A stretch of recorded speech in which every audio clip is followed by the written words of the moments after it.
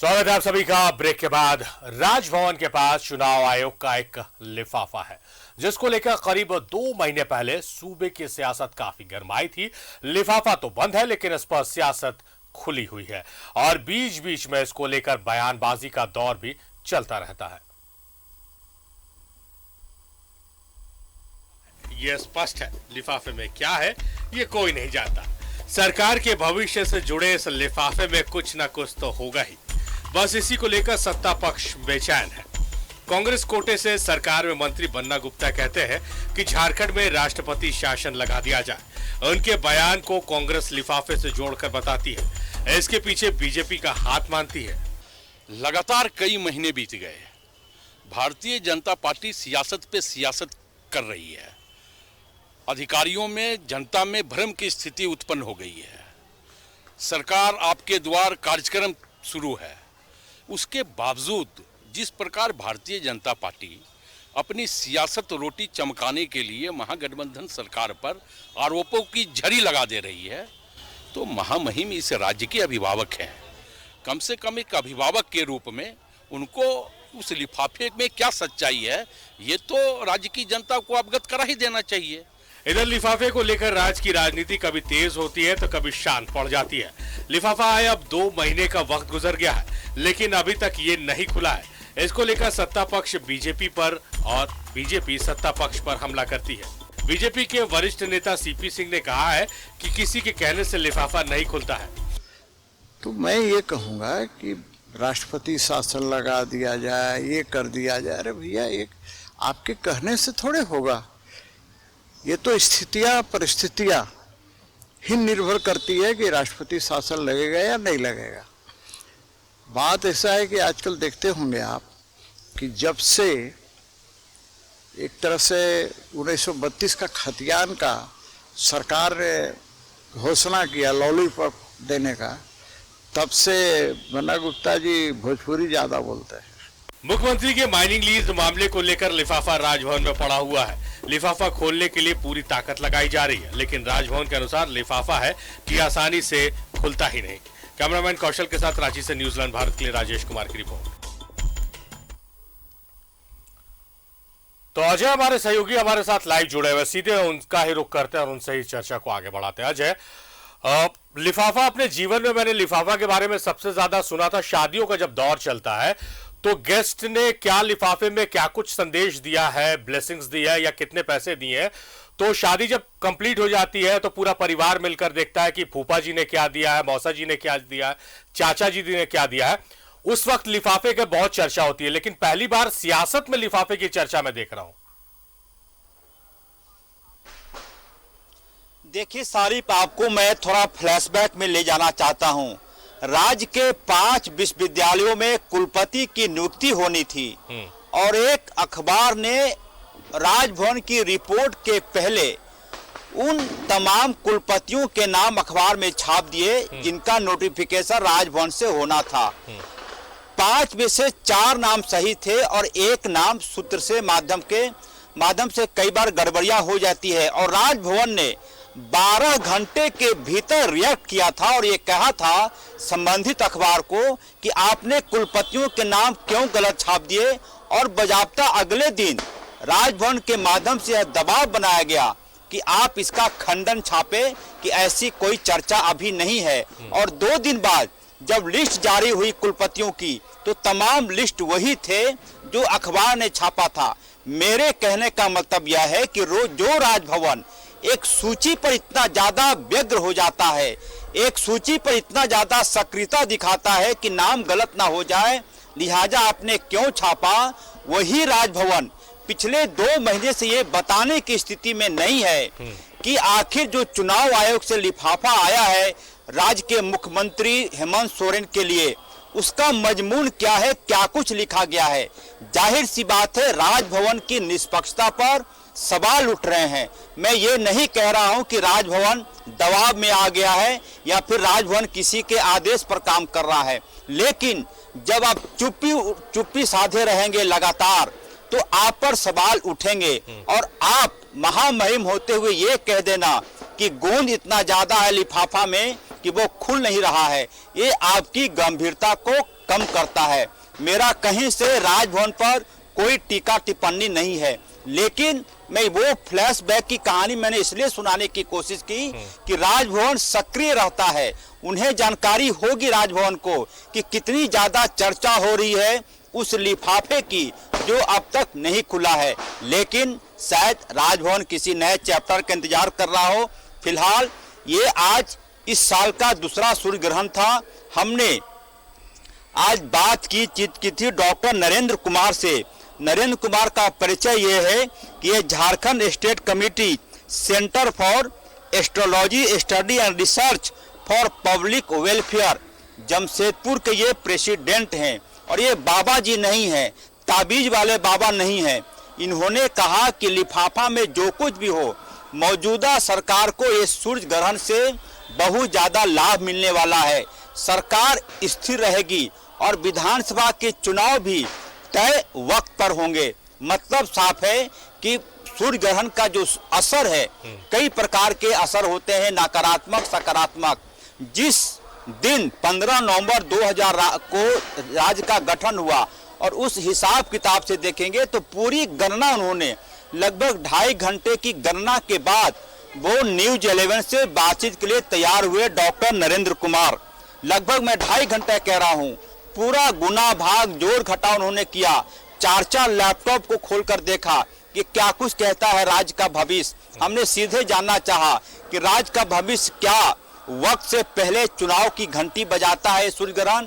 उन्होंने कहा, साफ तौर पर मना किया कि ऐसी कोई आशंका मुझे नहीं दिख रही है, यानी कि एस्ट्रोलॉजर को नहीं दिख रही है। तो ये जाहिर सी बात है। हमने फिर उनसे जानना चाहा कि एक लिफाफा राजभवन के पास पड़ा हुआ है, वो लिफाफा मौजूदा सरकार को कितना परेशान करेगा। उन्होंने कहा कि दबाव बनेगा, विरोध होंगे, धरना प्रदर्शन होंगे, लेकिन सरकार की सेहत में कोई असर डाल देगा वो लिफाफा, फिलहाल इसकी कोई आशंका उन्हें नहीं दिख रही है।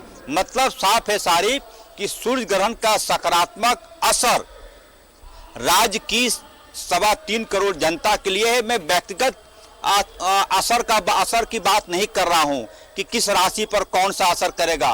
वो सामूहिक असर है, वो सकारात्मक है, शुभ है। सरकार स्थिर रहेगी, वक्त पर विधानसभा के चुनाव होंगे। तो ये मिला जुला कर कह सकते हैं कि कम से कम जो लिफाफे का डर बना हुआ था कि पता नहीं क्या होगा, कम से कम ये ज्योतिष गणना के अनुसार ऐसी कोई आशंका सरकार को पालकर नहीं रखना चाहिए। सारे अजय भाई, एक सिंपल सी चीज है, इसमें कोई रॉकेट साइंस नहीं है। बीजेपी ने शिकायत की खनन लीज को लेकर मुख्यमंत्री के खिलाफ, राजभवन ने मंतव्य मांगा चुनाव आयोग से, चुनाव आयोग ने मंतव्य अपना दे दिया।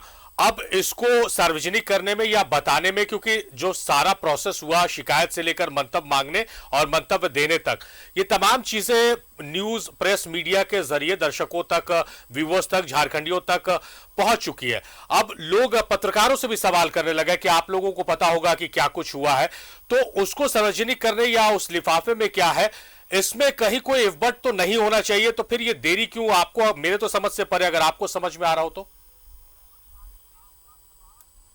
बिल्कुल सारिफ, आपका सवाल बिल्कुल वाजिब है। देखिए, 2 दिन पहले केरल की सरकार और वहां के राज्यपाल के बीच में पूरी तरह से ठन गई है। ऐसा लग रहा है जैसे आर पार की लड़ाई हो रही हो।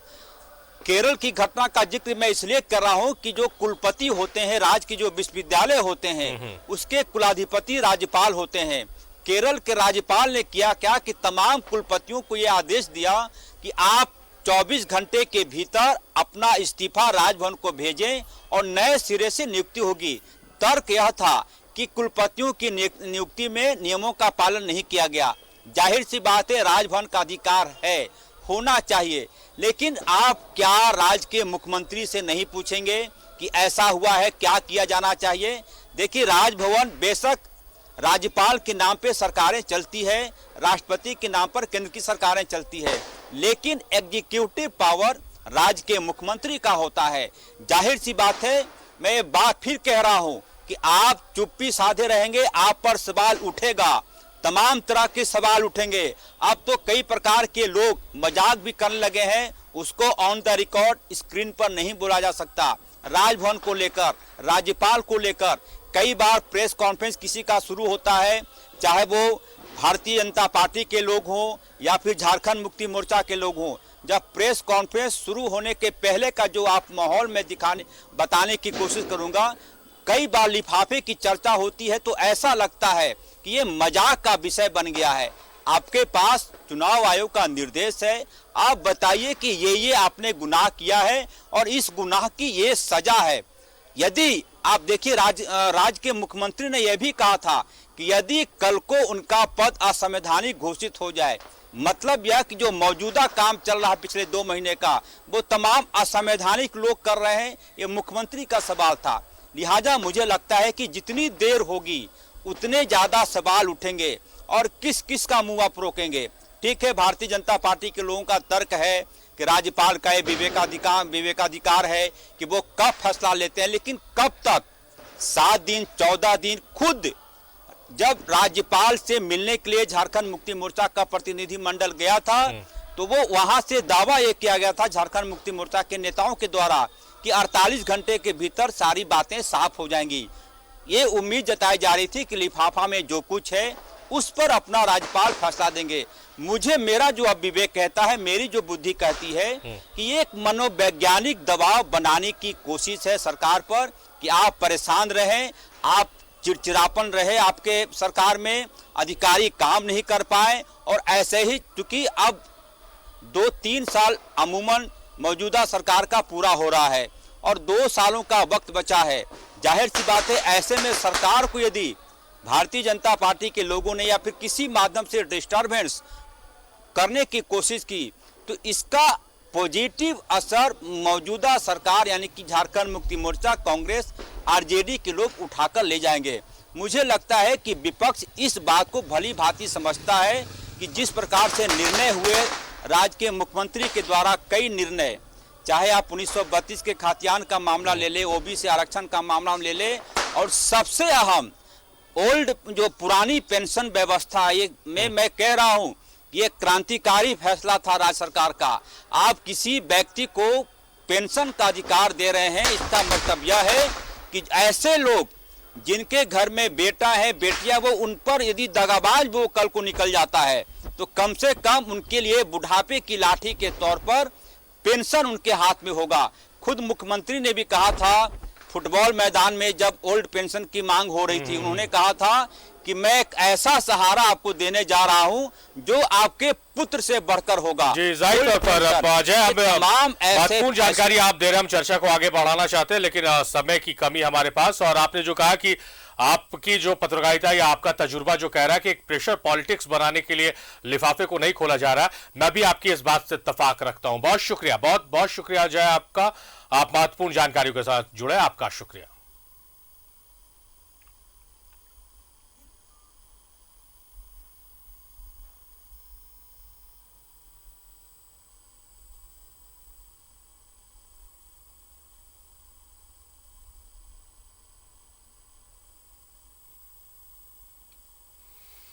तो झारखंड के सियासत में इन दिनों लिफाफा पॉलिटिक्स चल रही है। राजभवन में लिफाफा पड़ा हुआ है लेकिन अभी तक खुला नहीं है और इसको लेकर लगातार सत्ता पक्ष अलग अलग स्तर से लिफाफे की जानकारी हासिल करना चाहती है। चाहे प्रतिनिधिमंडल मिलकर राज्यपाल से आग्रह करे कि लिफाफे में क्या कुछ है इसकी जानकारी दी जाए या आरटीआई के माध्यम से, और विपक्ष लगातार इसको लेकर चुटकी ले रहा है, तंज कस रहा है सत्ता पक्ष पर।